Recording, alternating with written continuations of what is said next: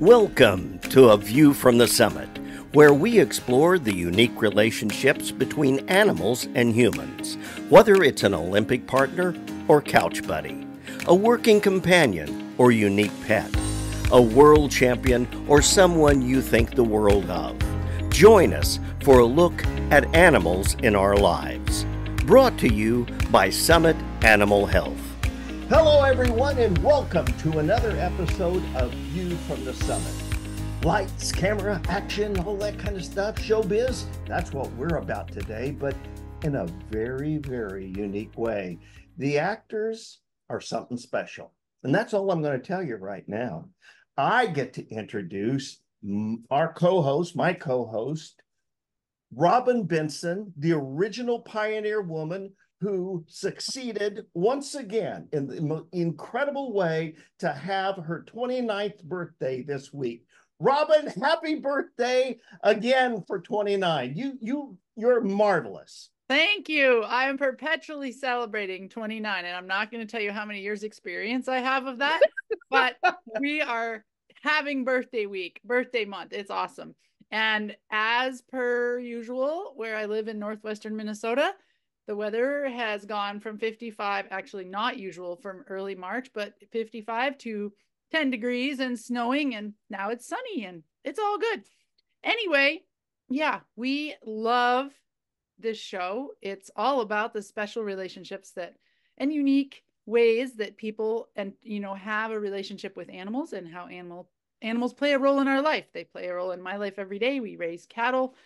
My daughter and I and my husband do everything horseback. It's pretty fun. So today's show is going to play right into that, and I can't wait for you all to hear more.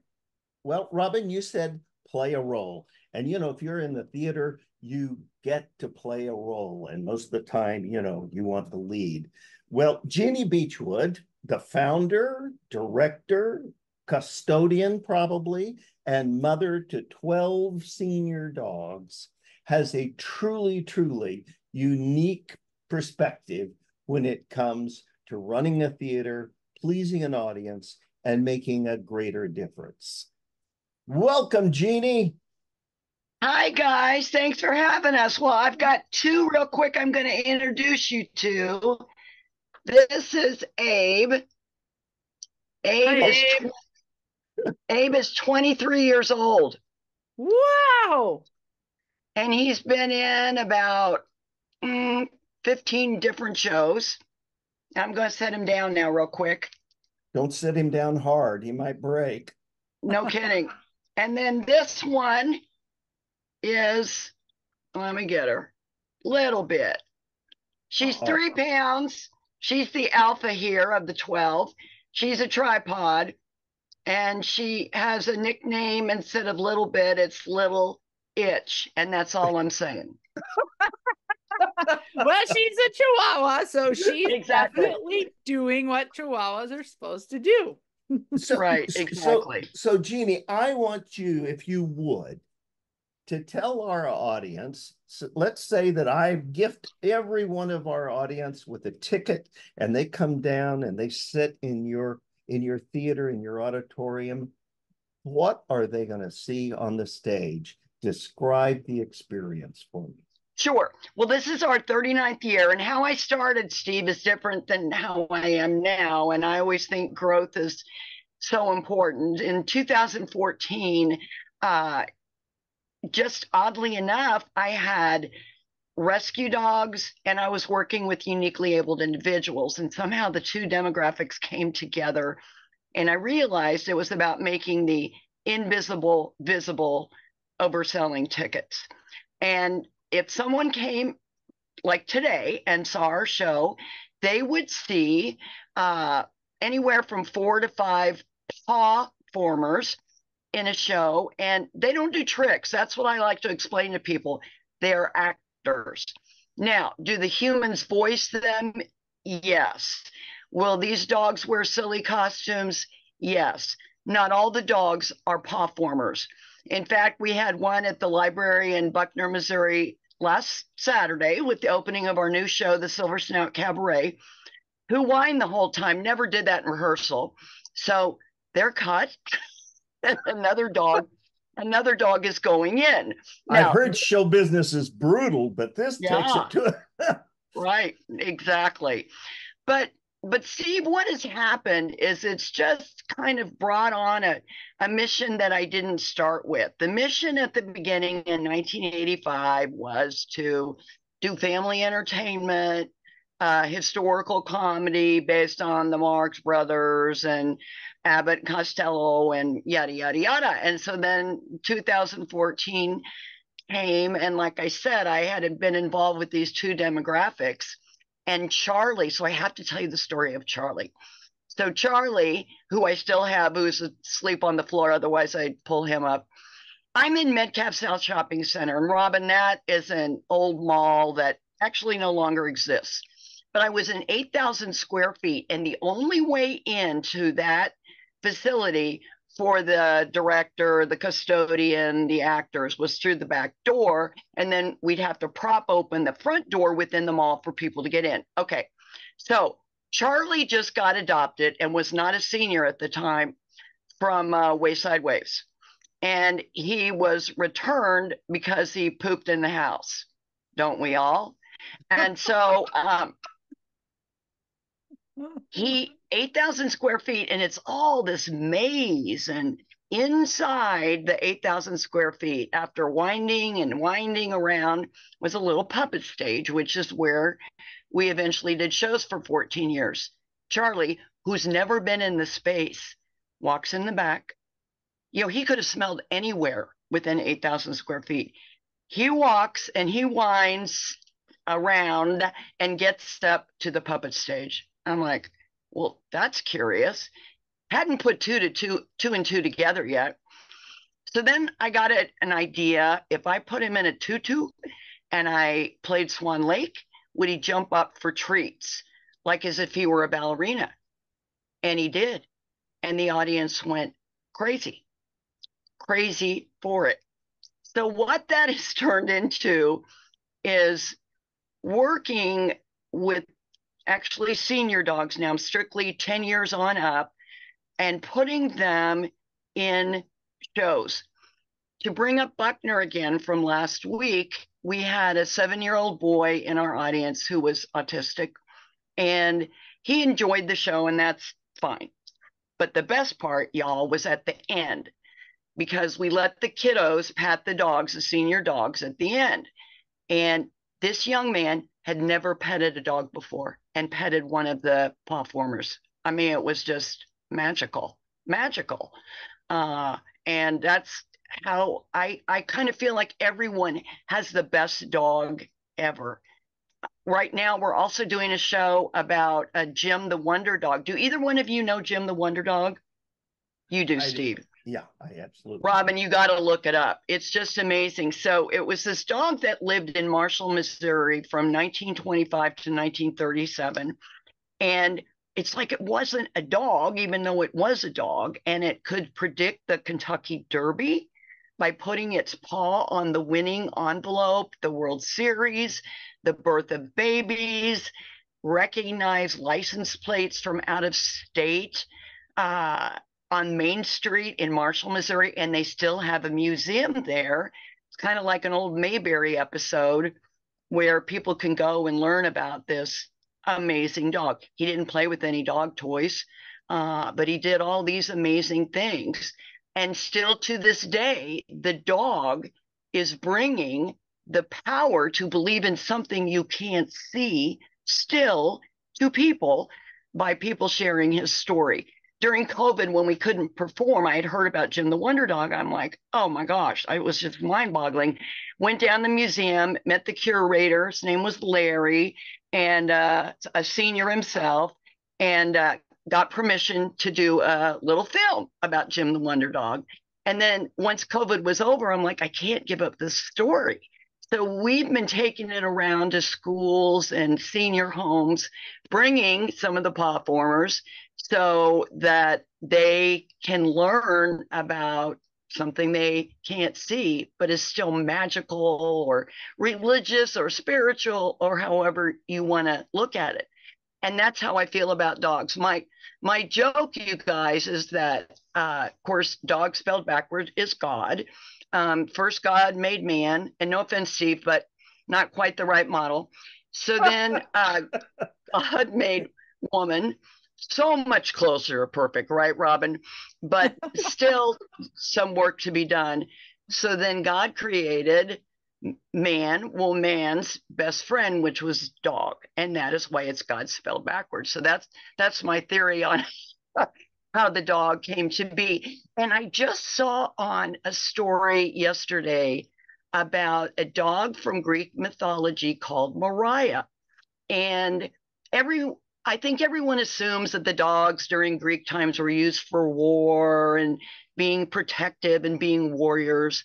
But there was this epitaph written, and it was found in the tombs from ancient Greece about after Mariah had passed away. And it stands for in Greek, small, feisty dog. And this epitaph tells how special this friend was to this Greek person. Didn't talk about being a warrior or being protective. It just talked about what a great friend this dog is.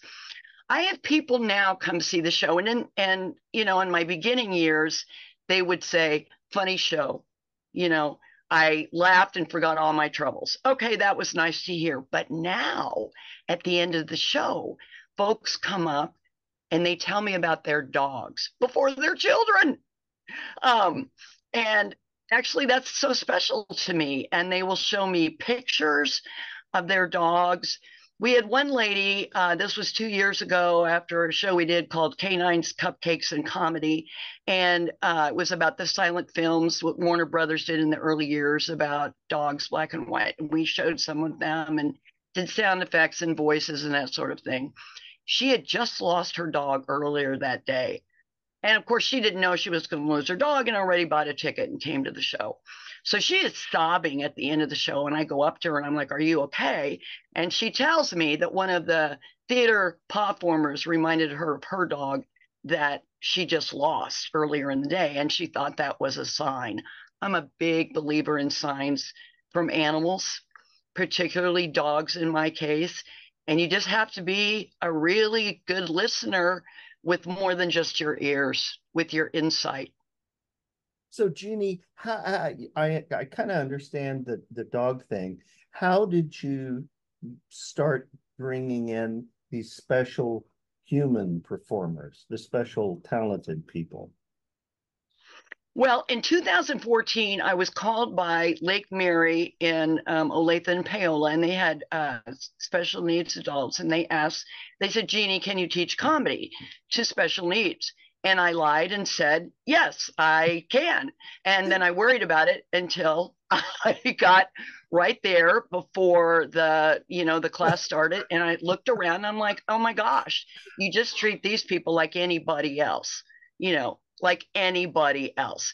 So actually, I didn't start with the dogs and the uniquely abled. I started with the uniquely abled. And then they would ask about the dogs. And so then I'm like, they would want to hold the dogs. And then I started putting acts together in a vaudeville format with the PawFormers and the special needs. And it was just miraculous because both of those demographics are not asking, "What is my motivation to be a tree blowing in the wind?" They're not doing that. They're just saying, "Thanks for the attention and the love," and to be laughed with instead of at. It's amazing. And that is more of a mission I enjoy than selling tons of tickets at this point in my life. So your performances, you perform at a local theater, or is it a show that travels around? And what are your audiences like? Like, give us an idea of the people that come to your show, how they find you. Just set the stage, pardon the expression, of your show Sure. and the audience and what it's like. Steve knows I'm a big one for puns, so bear with me. You've been waiting to do that. You from the beginning of the show, you had that written down on your hand. Okay, Nothing written down, but my brain. There you go. There you go. Well,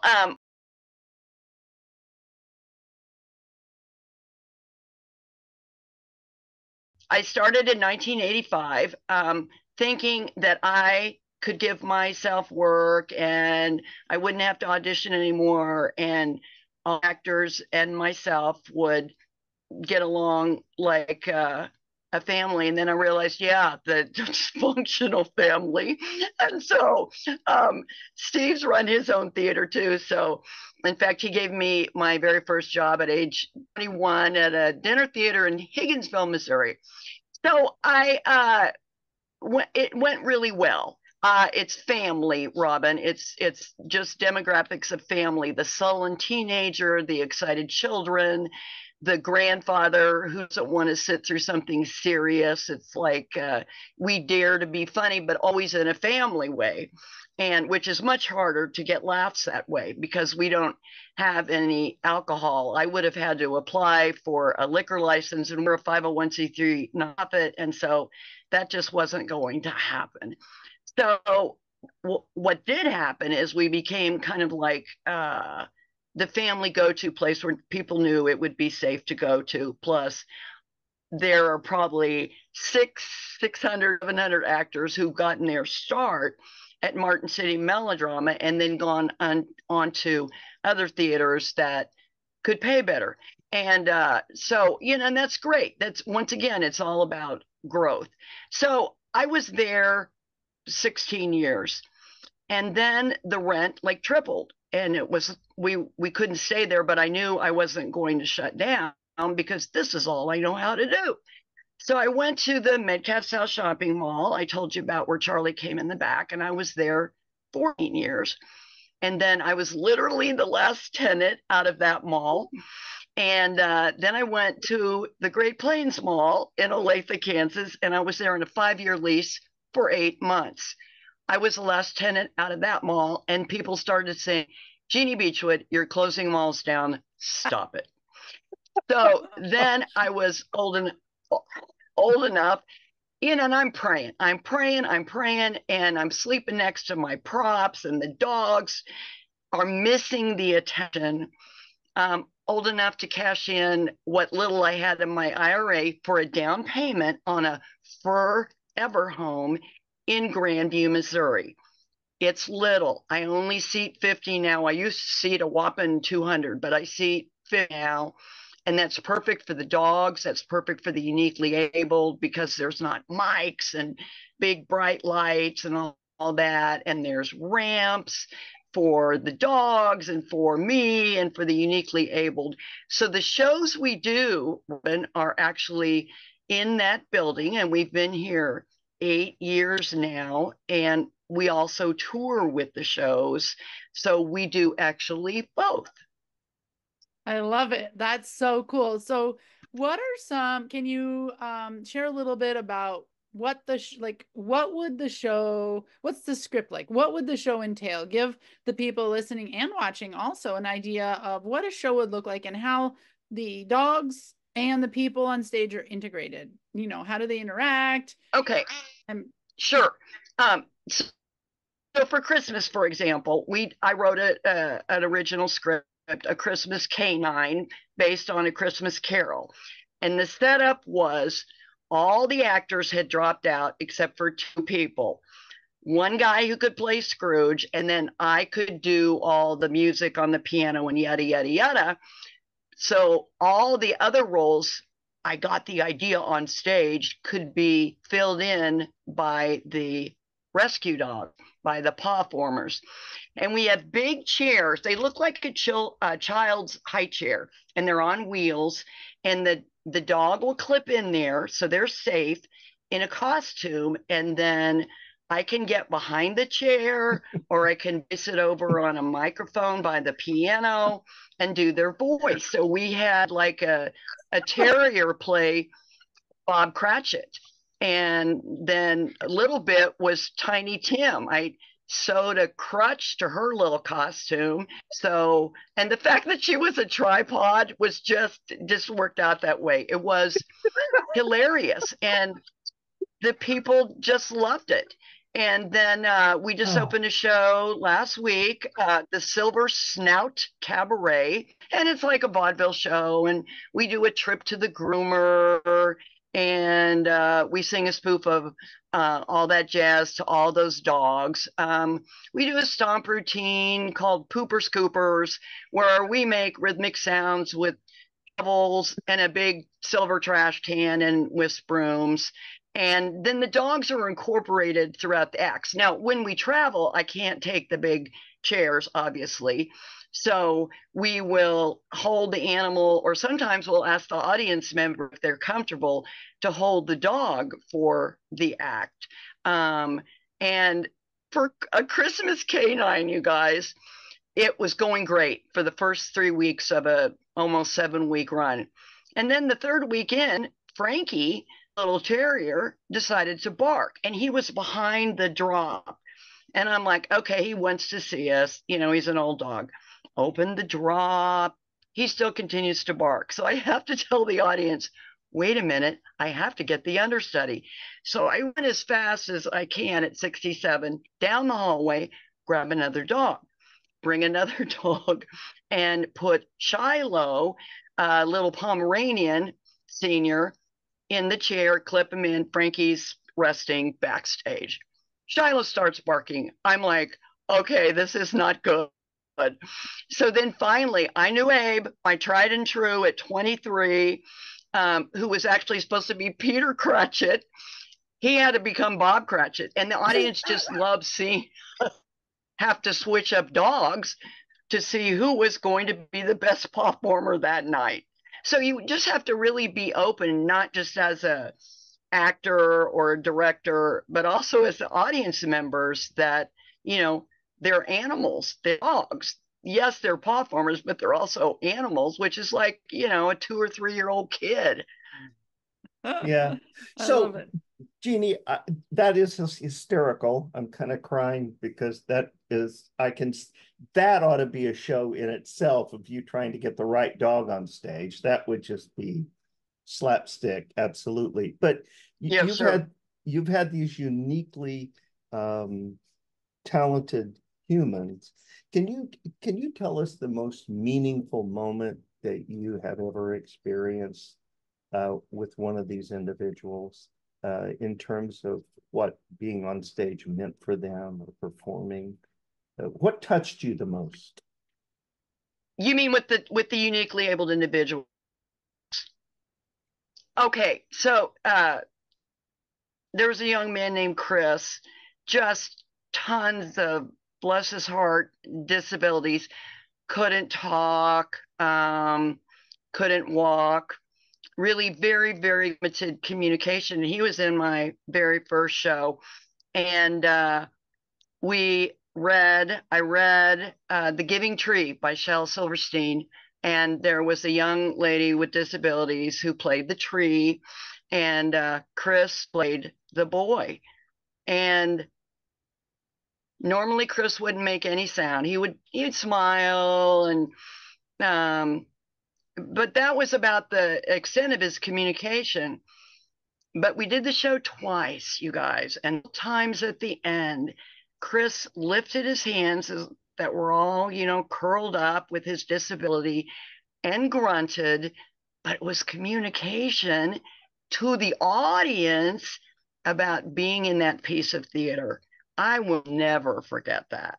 That just blew me away. Wow. And I'm sure he won't forget that either. That was just for him. I hope not. I hope not. That's amazing. And they're so talented too. Oh, I'm so right. I had one guy, his name Rob, and he played the trombone. Nobody knew it, because why would they know it at the adult daycare that he played the trombone? So here we are putting this little show together, and he says, I played the trombone. And I'm like, okay, do you have one? That's what I ask anybody up here or uniquely able. Do you have that instrument? Because I don't. He goes, yeah. So he brings in and this trombone, and he could play the Star Spangled Banner without, you know, any other orchestration with it, played it just great. And he opened our show with Rob playing the Star Spangled Banner on the trombone. Cool. Wow, that's really cool. So how does the audience respond? You mentioned the one lady who had lost her dog, but share a couple poignant stories that you remember off the top of your head where the audience really responded to this special show. Well, it's interesting because with the dogs, when the lights black out and it's time for the next number or the next scene or whatever, and I have to because our space is so intimate, I'll cross in front, and then I will hear the audience say, "Can I hold?" And it's little bit. Can I hold little bit? Well, she's 3 pounds and she loves humans. It's the other dogs around here where she thinks she's in charge. And so then it helps me out tremendously that they want to hold little bit, and they'll hold her for the whole rest of the show, unless I need her. And then I'll come out in the audience and say, I need to borrow her back for a minute. So that is really cool. They want to come on stage at the end of the show and take pictures with the dogs and not the actors. And I love that. I love that. And I've had people call and say, where can we rescue a dog? And because the theater has rescued so many dogs, in fact, I counted before I talked with you guys, but it's well over 35 dogs I've sent to the Rainbow Bridge. I hope to be mowed down when I get there. That they want to come on stage and take pictures with the dogs or hold dogs and not the humans. And I love that. That's such a better mission than me, I. And during COVID, you guys, so we couldn't perform on stage, as everybody knows. So many arts organizations were suffering with that. And my rescue dogs at the time, the ones I had then, were getting just so depressed. They missed the attention because at the end of the show, we stand by the front door, and if the people don't come on stage to get a picture, they want to come hold the dogs by the front door. And like I said, I've given advice to people where might be the best place to rescue a senior dog or a small dog. And actually, I've kind of broken our sort of format here, and I have 2 German Shepherds that I'm fostering, and they're from a shelter in Iowa called Paws and Laws, and they have CF, which I looked up, and it's a neurological disease, and they can't move their back legs. They can only move their front legs, and they're both about 45 pounds each, which is way bigger than I'm used to. And we're going to be put down. And I happen to see it on Facebook, and I'm like, okay, I can help out for a couple months because that's all it was going to be. And their names are Sable and Artie, and they're bonded, and they pull themselves out in the fence part of the theater to do their business, and they can't walk. But one of my customers saw them and now is trying to make them a wheelchair, because if you go out and buy a wheelchair, they're $600-700, but he is trying out of PVC. He's already got a prototype, and we're still just trying to get it figured out. But I love that. I love that he's going to do that versus building a set piece. I got set pieces. I can make set pieces. I can't make a wheelchair for a dog. Yeah. And then it makes them, if you think about it, it makes those 2 dogs in particular so similar to a uniquely able person who can't walk. It's the same uniqueness. Bridges. Yeah, that's beautiful. So how Yeah. How have the dogs hit your heart? Like, what has it done to you since you shifted? You talked about your mission has completely become a lot more, deep and serious, profound for you. And what are some of the things revelations perhaps, or things you've realized on this journey, the dogs? Well, I mean, to be quite frank, I was in a year marriage, and then that person decided with no notice, they didn't want to be married anymore. And we have a beautiful adopted daughter, and it's not that they're a bad person or a bad father. They just were not the best husband. and I was devastated, and I needed something to love. And I had two dogs at the time, Robin, and they weren't seniors. They were two family dogs, Charlie being one. And honestly, it probably became my legal drug of choice to bring these dogs in, because you can, and I'm sure for you guys too, with your horses, or Steve, with your animals, they come up next to you when you're feeling bad, and they just make you feel so much better. They make me rest, because I'm a type A, never stop, energizer battery sort of person, even as an old, and they force me to sit down and sit with them, or lay with them, or pet them. And they're just so special. They're like angels without wings on earth. And how many of those angels do you have right now? That's beautiful. Well, if you count the two fosters, it's actually 14. And at night they'll go, so legal eagle. Some will stay with me, some will go to my mom's house, some will go with my brother. I have another actress who helps out. And then they'll all come here during the day. And I was never a cat person, but now I'm a cat person because there are two feral cats outside. There's a black cat named Goldie, and she has the goldest eyes. And I've been feeding her for about 2 years, because it was probably not as cold as where you are, Robin, but it was very cold winter. And I couldn't stand the fact that this animal was hungry, and I can't bring her inside for health reasons with the dogs. So I've got like this Hilton hotel built outside for this cat with, fencing and a kennel, and feed her twice a day. And she lets me pat her. I got her fixed at Casey Pet Project because she had 5 kittens, and they all got adopted, which was great. Then she has a friend named Tater Tot, who's a boy. He only comes by on Thursdays. It's very strange, but he only comes by on Thursdays. So he gets fed then too. So if you count Goldie and Tater Tot and the 14 dogs, then daily it's 16 animals. And people will say, I mean, even my sweet 94-year-old mother will say, why do you have so many dogs? It's so much work. And it's not. To clean up a human mess, in my estimation, and I'm not talking pee and poop, is hours of stress and emotional distress, or financially a pain in the butt. But to mop and sweep and pick up after a dog is nothing. And the senior dogs sleep almost all the time. And I say I'd rather pick up poop than ashes any day. That's really cool.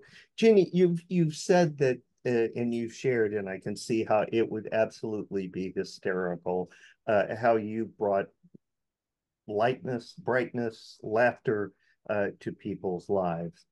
Have, during a performance, they ever been moved to tears, emotionally moved? Has who been moved? Has who been moved to tears? The audience. Has the audience been moved to tears, touched? Well, certainly that lady lost her dog. She was crying. And then in 2017, I had just secured the building owner finance, Steve, and I was here. And I want to try not to cry. My very first family dog, Lucky, she was a Jack Russell. And I had to run to Verizon because my phone stopped working, and I knew I needed my phone to be able to finish the reservations, and I had a 3:30 show that day. And Lucky was at the back door, and she cocked her head to the side like, aren't you taking me with you? And I said, I'll be back. Well, one of my uniquely abled individuals came in. He was an adult, and he had a key, totally trustworthy, but Lucky ran out, and this person was not in a position to chase after Lucky. It was just a sad accident. So Lucky got hit, didn't pass away. I looked for Lucky. I asked the audience to pray, had to do the nay, the show must go on. And got a call from Blue Pearl Emergency Hospital at the end of the show that Lucky was there.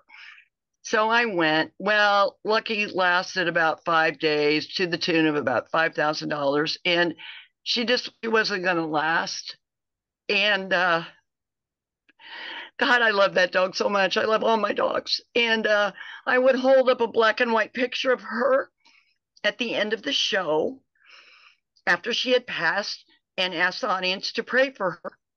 And there were tears from me and from them. I mean, I felt the people who wanted to pray or wanted to send good vibes to Lucky at the bridge really did. I have a great vet here in town. And I remember when I put, I don't know, dog number 28 down, and I was crying. And I said, "Do you believe in the Rainbow Bridge?" And he said he wasn't sure. And I guess I understand that, being a vet, because he's probably had so many sad situations that he looks at it differently. But when anybody loses a dog, even a child, I will explain to at least what the Rainbow Bridge represents. And it represents pain-free and happiness and being surrounded by love. And is that not heaven?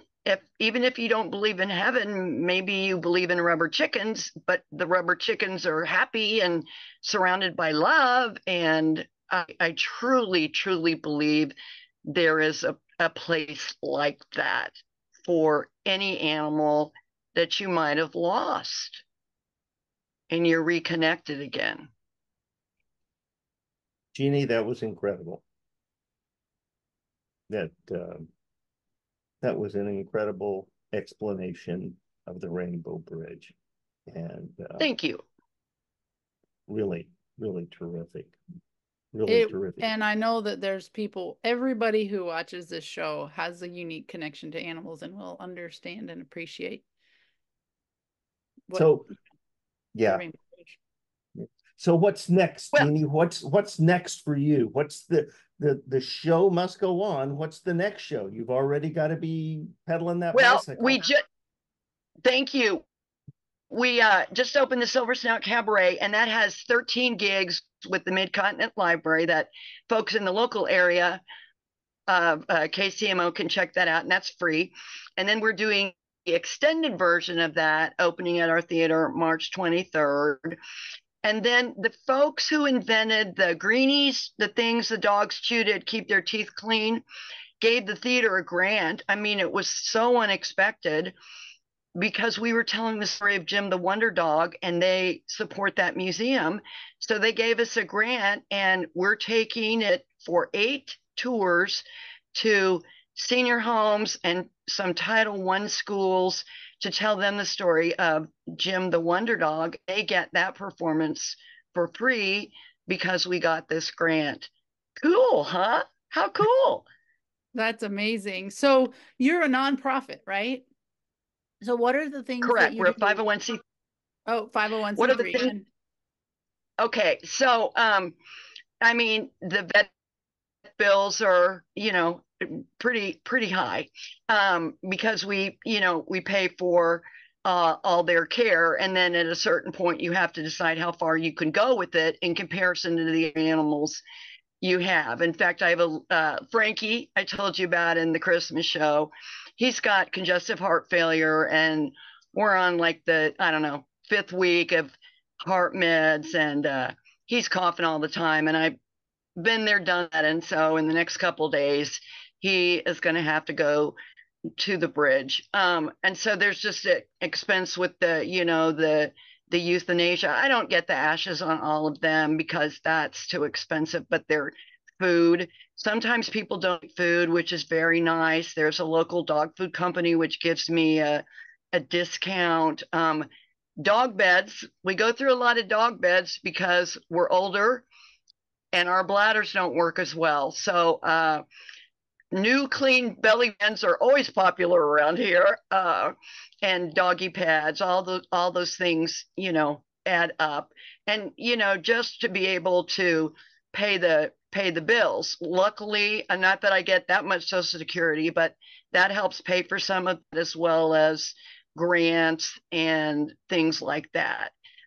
We're exploring actually maybe opening a dog church where you can bring your dog. You'd have to sign a waiver of liability, but bring your dog to church and tell stories, preach about how great this creature, God spelled backwards, or God is spelled backwards, how great, animals are, and what they do for us. So that is sort of on my bucket list. So what other do you do any fundraising activities through the year? Do you have a website where people can go find Yes, you and donate? yeah, if they go to our website, it's kind of long. It's martincmelodrama.org. And there's a donate button, and any money is completely tax deductible. So people who can't donate financially have brought us blankets and leashes and dog bowls, and sometimes, as long as not expired, medication that we could use for our dogs.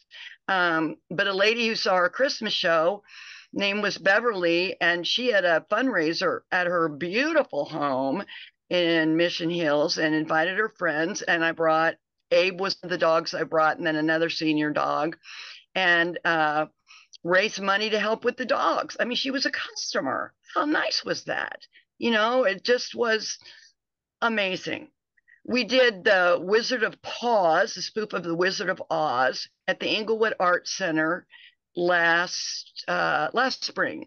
And so we met a lot of new people because of that. And you know what, you guys, I realized there would be no Wizard of Oz if it wasn't for Toto.